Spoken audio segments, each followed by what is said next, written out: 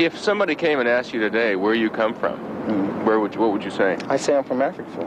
I always say it, and all my friends and everyone I know from Africville, that's where when they're asked where they're from, they say Africville.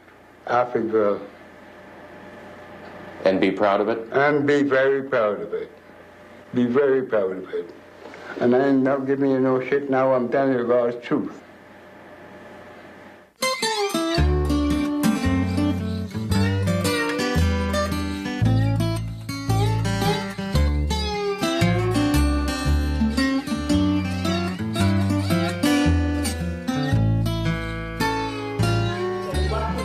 About the situation of Africville. Africville should go back to the people.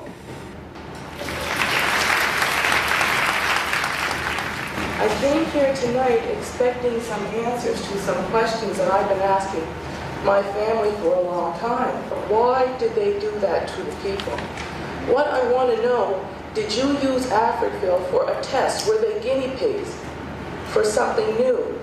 Integration, that is my question, because I still, sitting here tonight listening to you, do not understand exactly what took place. We accepted the advice of city staff, the advice of an outside expert, Albert Rose, and the advice of the Human Rights Advisory Committee. Second, we, the members of the council, chose relocation over all other alternatives. Halifax, Nova Scotia. In 1989, this public forum gathered together some of the decision makers and many of the former residents of Africville. They met to re-examine and re-evaluate the decision taken in 1964 to relocate 400 people who lived in Africville, a small black settlement on the shores of Bedford Basin. We all live in our own homes out here. Detached homes, where our children can run around.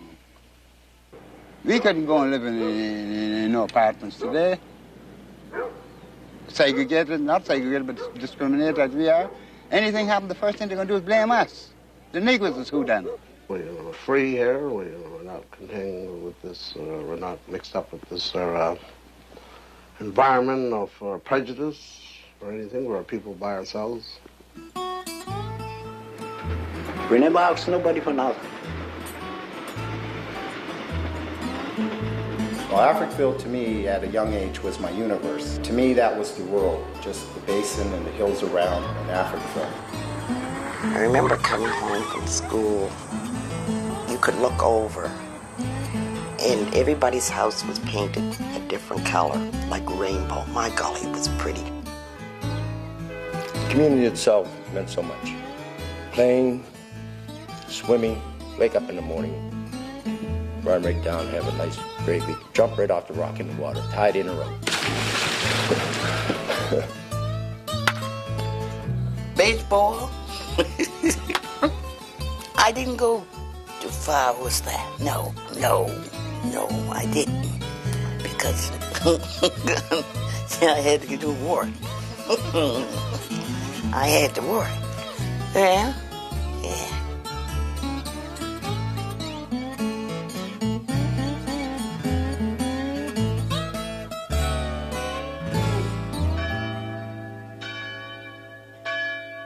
It was a special day, a day that you would never forget.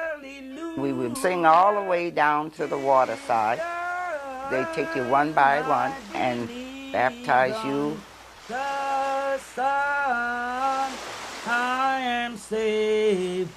I'll never forget that picture.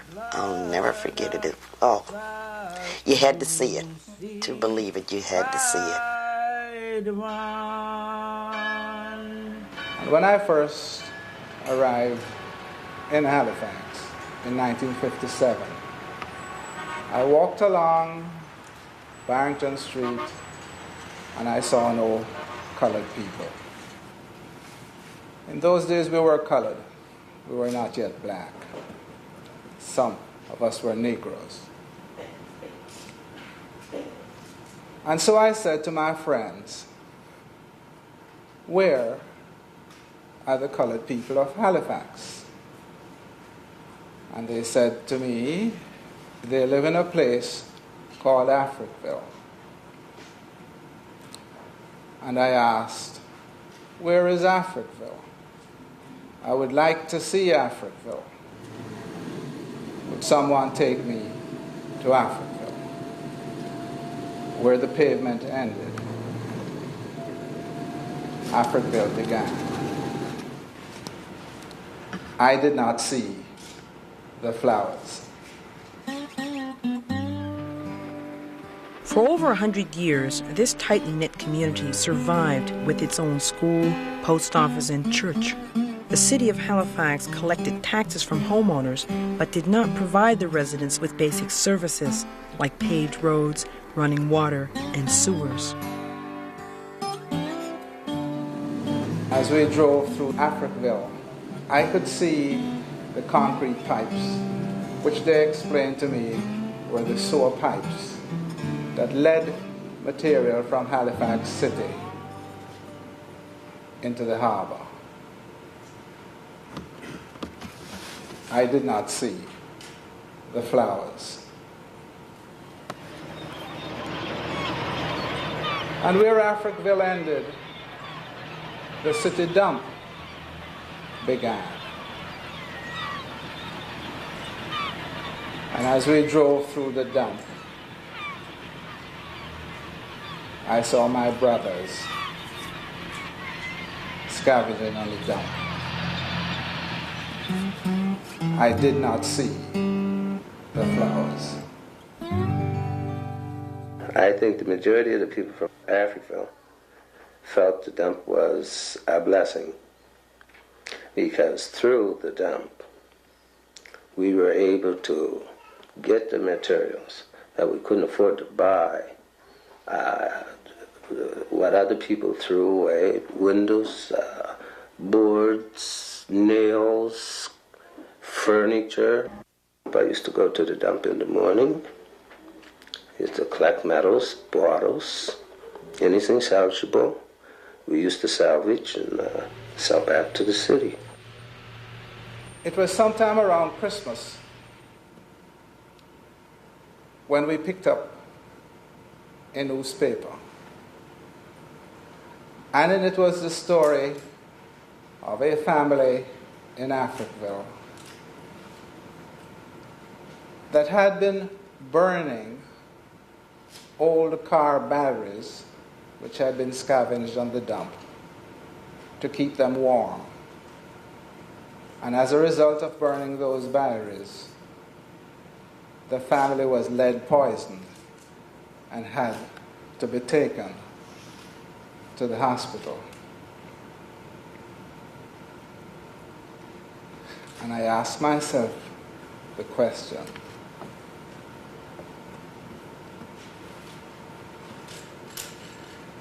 God, what is this? What is this?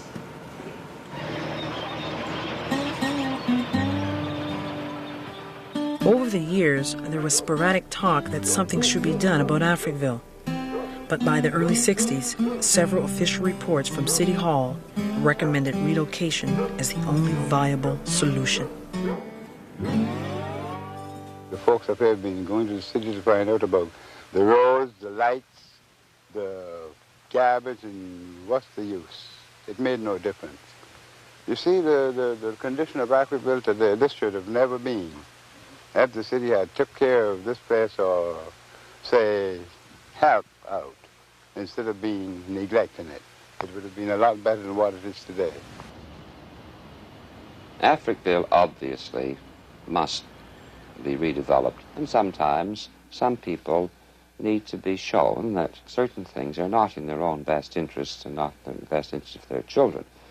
Now, you do this, you want to take these projects certainly by persuasion to, rather certainly you don't coerce people against their will, but should there be violations of minimum standards, then you have no alternative but to enforce the law, and this is universal for everybody. You know, in those days, under the National Housing Act, a great deal was happening across the country in terms of removing neighborhoods that had a lot of housing that wasn't up to the minimum standards that the bylaws and so on called for. And this was part of that wave of trying to improve living conditions on the housing front. The city wants to redevelop it over our people, and I don't think that is fair. I think we should have a chance to redevelop our property as well as anybody else. It's our property been for the last 200 years. It's one thing in this, when you're in this country and you own a piece of property, you're not a second-class citizen. That's why my people own this land. They work for it, they toil for it, and they work to get this little piece of land that they own, and they try to hang on it. But when your land is being taken away from you and you ain't offered nothing, then you become a peasant in any man's country.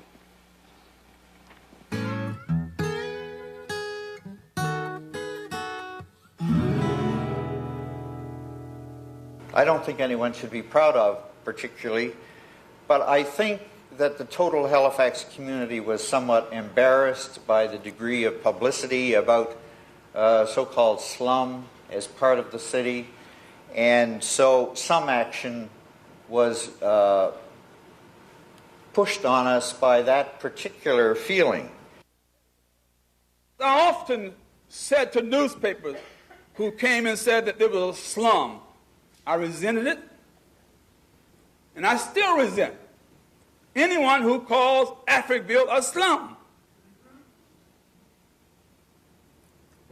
Slum usually are people who are renters, and a place where the homeowners won't keep the property up. But they were a proud people. They did the best they could. I remember, for instance, they saw how Africville people were on the welfare. And so I did some research with some friends of mine, and I found that in proportion, there were more white people in Halifax on welfare than the people in Africville. Africville people were people who didn't blow the top. They lived there, and unless you looked down over the hill, maybe you thought they were all in Bedford Basin, but they were still down there living, minding their own business, because we didn't need anybody else. We didn't need to go to anybody. They made their living, they worked on different companies, and they worked and paid their taxes. They can't say that the people in Africville were squatters, because the ones who paid taxes paid a whole lot of taxes for those who were squatters. In the testing time, that is the time that we need that same God. And we feel that is coming very handy. For men is waxing worse and worse. And friends, I want to say, if every time you want to stand by your God, it's now. Together we stand, divided we fall. There was only really one viable organization that you could say spoke for the people, and that was the Africville Church.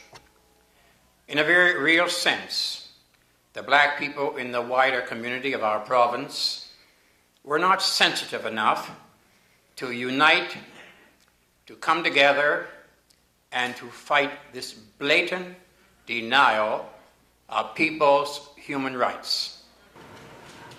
At that time, the civil rights movement was getting going in the United States. And Martin Luther King was talking about the brotherhood of man and of each of us being our brother's keepers. When I was invited to attend a meeting dealing with Africville and the decision of the city fathers of Halifax to remove the residents from Africville, I figured I had to be there.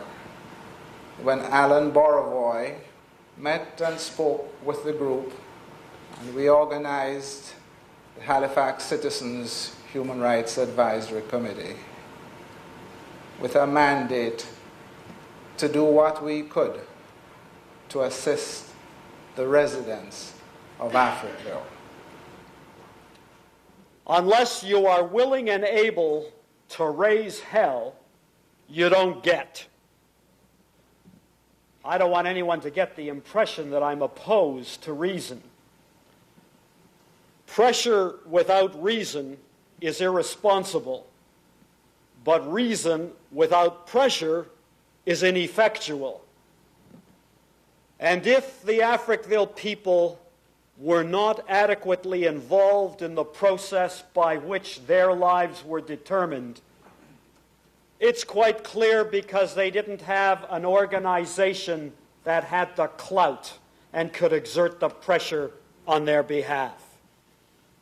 And it's strange to me how many things are written about this subject. I don't mean only Africville, I mean urban renewal and all of these subjects, and how many times people wring their hands and say, the people weren't consulted, they didn't have an organization, and how commensurately little attention is paid to the question of how to find seed money for indigenous peoples' organizations. Unless we even consider this question, tomorrow's Africvilles will be no less screwed than yesterday's. At that time, people were not concerned by us. They always had that self-styled God complex, that you could not think, that you could not make decisions, that we do all your decision-making for you. And that was what happened in Africville. They went through the exercise of having meetings with the people there, but behind it all, decisions had already been made. That was prime land. That was important land. That this kind of land was not for the black people. The whole thing in the eggshell was us. We was all accumulated as one. Because we were black, that's the reason why the city wanted to get us out of there. That's the only one reason why. I think what you have to do is do your utmost to see that these folks are provided with housing as close as possible to what they would find acceptable, and yet it must conform to minimum standards. Living conditions. That was one of the things that they used against us. The city saying that our living conditions they were substandard, and even today in some of the articles that you might read, you'll see living conditions brought up quite often. Maybe they weren't up to standard to the people who set the standards, but to us, that was home, no matter what the houses looked like. There were other communities, and not just black communities, that had also the same type of living conditions, if not worse. But we were close to the city, and we were predominantly black. So our living conditions were used as a reason to move us. Even though our situation could have been easily upgraded with some plumbing, some paved roads, the city wouldn't give us this. City government will have to do more for them to help them acquire a site if they have the competency to do so. And the money, in other words. The money, provide the... you will have to give a greater measure of financial assistance and guidance in order to help them overcome the discrimination that does exist. This is a problem, and the only way that you can solve it is to do so with the understanding that well-trained social caseworkers can bring to bear on it. And there must be, in the leadership among the community, an understanding that what is being done in the total public interest, including the best welfare of these people themselves and their children. You didn't go in and say, look, today is your turn to move. My mandate was to go in and discuss the move with people and what they might expect in another area. I suppose pressure came from within. As people moved, then, you know, here were people left, and your neighbor was going, and the next neighbor, and the next neighbor, and here you were alone. So maybe in that way there was pressure. We couldn't fight. Couldn't fight. Couldn't do no fighting. And then again, we had nothing to fight with. I remember the city saying to these people, if you're not over there, by the time the bulldozer gets finished with one home, then your home will be bulldozed over. You won't give the $500. You won't get the $500 the city is promising to give people. You won't get a home for a home, and we won't help you. When someone agreed to move or be moved, that same day they tore the house down. So when you woke up the next day and looked around, you found that Mrs. Brown's house over there was no longer there, and that really, well, that had a psychological effect upon people too. So this was the method which they used, and when you find yourself, you know, all the desolation all around you, it sort of softens you up to decide when you might as well move too as well. I've been here so long, you know, it doesn't make any difference to me. But is the young people, they got their life to live. Well, I'm over that now. My woman my age, all I'm putting trust in God to spare me. I don't know what hour or what minute I might go. But still, I love my home. And this house here was one of the best houses in the settlement. We were under the impression then if they said move, you go. They said come, you come, and all that. And you see, those things then, you just went along with it. It would have never happened today. And I remember my son coming home one night, and he said, Mom, he said, the church is gone. This is about 3 or 4 o'clock in the morning, you know, young people being out. And I said, oh, no. I said, it can't be. I said, it can't be. I said, no, Mom. He said, it's flat to the ground. And you know, that was done in the early hours of the morning. It seemed to be such a cruel thing to me to do that to a church. You know, I never really could understand that, why it wasn't done.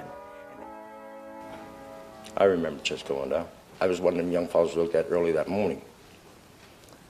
I remember the city truck going there. I'm saying, you can't tear the church down. The people ain't gone yet. Yeah, it's just got to come down. We can remember. I can remember the trucks coming in. I remember Mrs. Mountley's house, Mrs. Sarah Mountley. Tore it down, never took a stitch of furniture, gave her time to take a stitch of furniture out of her home and knocked it down. They bulldozed it. Mr. James E. Stewart was in the hospital, Campbell Hospital, and they bulldozed his house down. The man didn't even know. He come out of the hospital and had no place to go. You know, these are things I remember. I don't forget them. I remember my first bad experience on the relocation of Africville was we used to have it was a little shed that no one used anymore. Well, us young guys, we used to use it as a hangout, sort of place where we went and hung out.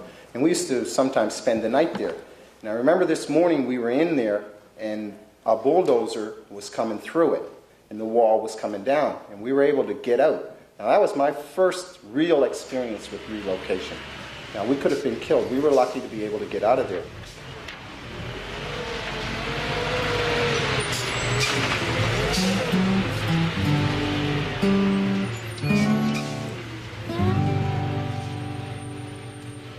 They took our homes. They moved us out of Africville in the city garbage trucks. We had a lot better out there than some places they put us in this city. They put us right in, a lot of us, down in the slums. The meanest part that they did to Africville, they got the older people, the old people together. They didn't want to hear anything from the younger generation because they simply knew that the older people didn't have any education. What is $500 to a 75-year-old Negro? He thinks he's rich. What can he do? He can't even, we haven't even got enough to put down one payment for a home. Nothing. I'm living on welfare. I think a whole lot of us, when we came in this city, we had to go on welfare. When we lived in that city of Africville, you look in the records and see how many Africville people had to humble and come to the city for welfare. We were too independent. We didn't want it. We earned our own living, and we earned it the honest way. Our boys never had so much trouble until they came in the city. We have attempted or offered alternative accommodation in our public housing projects. Where these are not immediately available and where we've made settlements, we will move them into city-owned properties. Now, granted, many of these are in the older areas. Many of them are scheduled for ultimate demolition. But as an initial move, they are basically better than the accommodation that's available in the Africville area.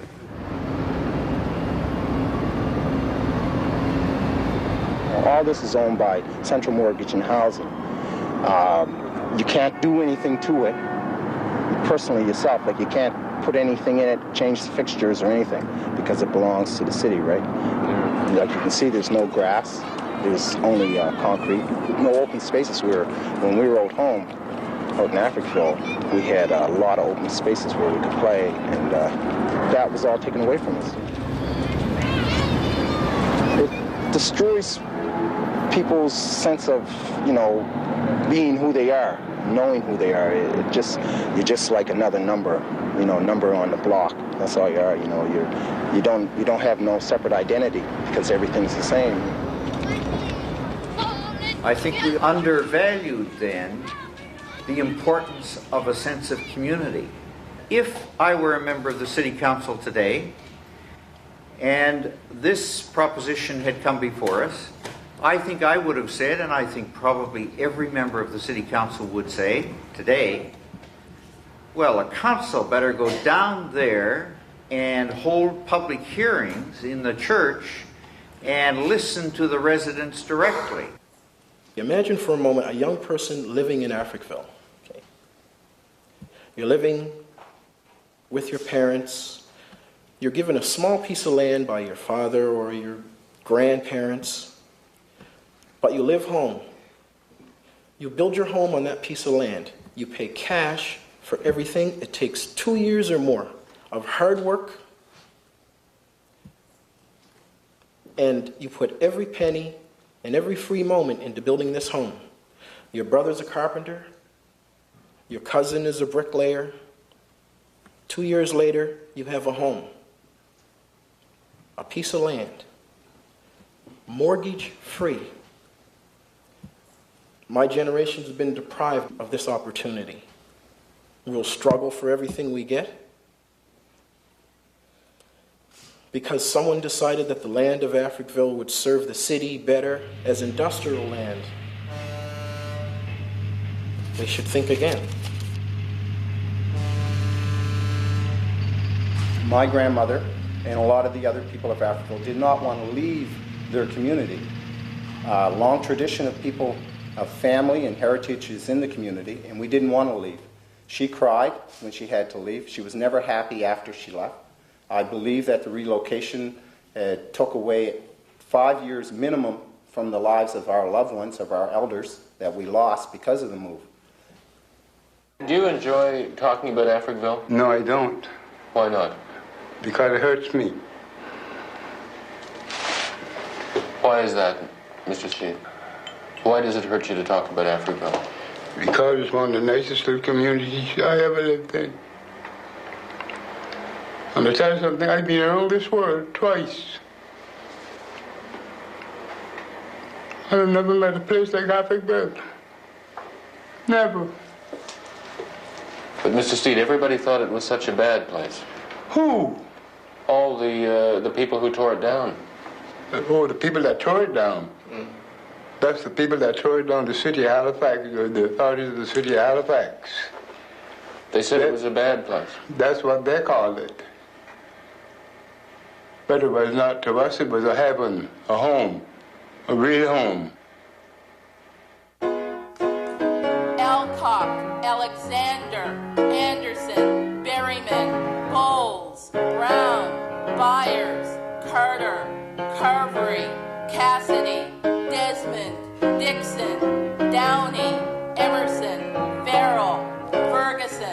Fletcher, Flint, Gannon, Grant, Hamilton, Howe, Izzard, Johnson, Jones, Kane, Keeler, Kellum, Lawrence, McDonald, Mantley, Mary, Mersman, Medley, Newman, Nichols, Pennell, Paris, Perry, Roan, Skinner, Sparks, Steed, Stewart, Thomas, Tolliver. When you read an article about Africville, you're sure to find the phrase sense of loss. It's always there. It's the phrase that really describes what we feel, a sense of loss. Now, some of us were relocated to Uniacke Square in the downtown area, and we adapted to that community. But something was missing because we didn't grow up there. You adopt it, you accept it, but it's just not mine. It belongs to the people whose parents and grandparents lived and died there. This community simply is not mine. Once a year, we venture out to Africville for our reunion. You set up your tent, you set up your camper, or you throw a blanket on the grass. The children are playing, people are laughing and hugging and reminiscing about the old days. But for 3 days, you have your community back. You stop for just one moment. You smell the salt water air, and you say, now this is mine. I think we have to remember that you can take away my property, okay? And you can take away some of the other things the material things that we may possess, but you can't take away the spirit, okay? So I just want everybody who feels as I do to understand that it's something that will live on, and we have a responsibility, both ourselves and our kids, to keep the memory alive, and we will do it. And one thing we'll do is to make sure, to the extent that we can, that something like this never happens again. Never.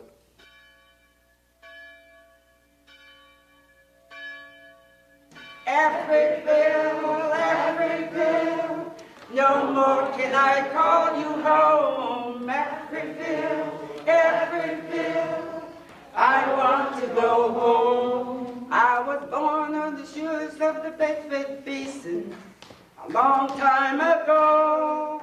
All the families lived there as one, you know. There was no other place we needed to go. So Africville, Africville, no more can I call you home.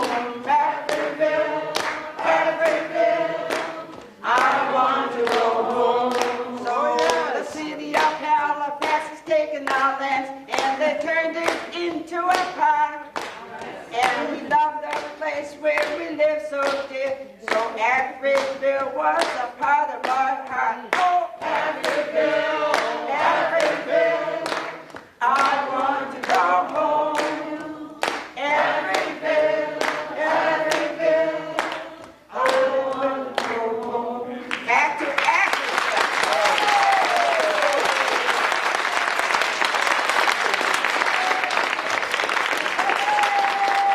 In 1990, 20 years since the relocation, the Africville Genealogy Society prepares to fight City Hall. Halifax City Council voted to permit the construction of an industrial service road to run alongside Seaview Park. The proposed route would cross over the foundations of the Seaview Baptist Church.